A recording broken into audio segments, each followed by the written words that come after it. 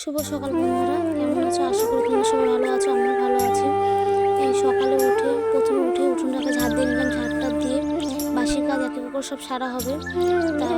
তারপরে হচ্ছে এখন ধান তো দেখতে তো পাচ্ছ, দুদিন ধরে ধানগুলো রোদে দেওয়া হচ্ছে, সিদ্ধ শুকনো করা হচ্ছে। তার জন্য একটু ব্যস্ত আছি। আজকে যেহেতু সিদ্ধ নেই, তার জন্য একটু দেরি করে ঘুম থেকে উঠেছিলাম। তাই জন্য উঠে উঠোনটা ঝাড় দিয়ে নিলাম। সবাই সবজি তুলতে গেছে, মাঠে তুলতে গেছে, সবজি তুলতে গেছে, চিচিঙ্গা আছে মাঠে, চিচিঙ্গাগুলো তুলতে গেছে, সবাই মিলেই গেছে। এখন থেকে আমি একা একা করে কাজগুলো এক এক করে সারা হচ্ছে, সেরে টেরে নিয়ে পরে আগে উঠোনে ঝাড় দিয়ে নিলাম। ঝাড়টা দিয়ে পরে সিঁড়িটা মুছবো। আর আমাদের রোজই সামনেটুকু মোছা হয়, এইটুকু সিঁড়িটা মোছাই হয়, প্রত্যেকদিনই সিঁড়িটা মোছা হয় সকালবেলা করে।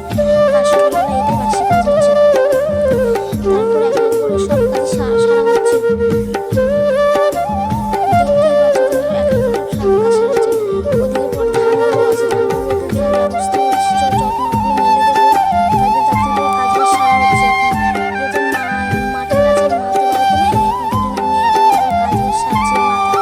মা কিছুটা করতো, আমি কিছুটা করতাম। তাই জন্য আমি একা একা দেরি হয়ে গেছে, তাড়াহুড়ো করছি যে আগে কাজগুলো সেরে টেরে নিই, তারপরে যাবো মাঠে। তার জন্য আগে বাসন ছাইটা তুলে নিলাম। ছাই না তুললে না রান্না করা যাবে, জানো? ছাই না তুললে রান্নাই করা যাবে না একদম। তার জন্য ছাইটা আগে তুলে নিতে হয়। না তুললে না ওই ছাই ভর্তি হয়ে থাকে না, পরে জাল জ্বলে না, ধোঁয়া ধোঁয়া ধোঁয়া ধোঁয়া হয়ে যায়।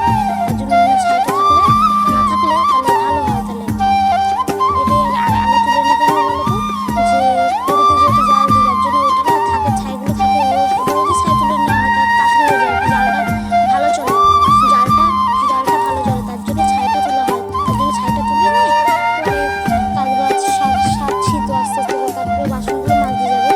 আগে ভালো নিয়ে ছাইটাকে তুলে নিই। ছাইটা তুলে কি একবারে হাত মুখটা ধোয়া হয়ে যাবে। তার জন্য বাসনগুলো বের করে রাখি না, এমনি বের করে বাসনগুলো উঠোনে ঝাড় দিলাম, সিঁড়িটুকু মুছলাম, তারপরে বাসনগুলো বের করে রাখলাম।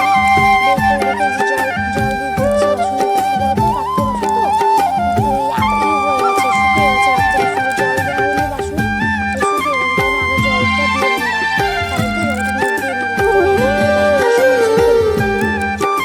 যেহেতু মা বাড়ি নেই, মা মাঠে গেছে, মাঠ থেকে এসে মা বাড়িতে যাবে। তার জন্য আমি কী করি, তার তরফ কাজগুলো সারা হয়ে যাচ্ছে।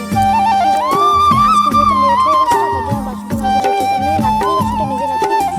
রাত্রে সকালবেলা কমই মাজি, রাত্রে বেশি মাজি বাসনটা।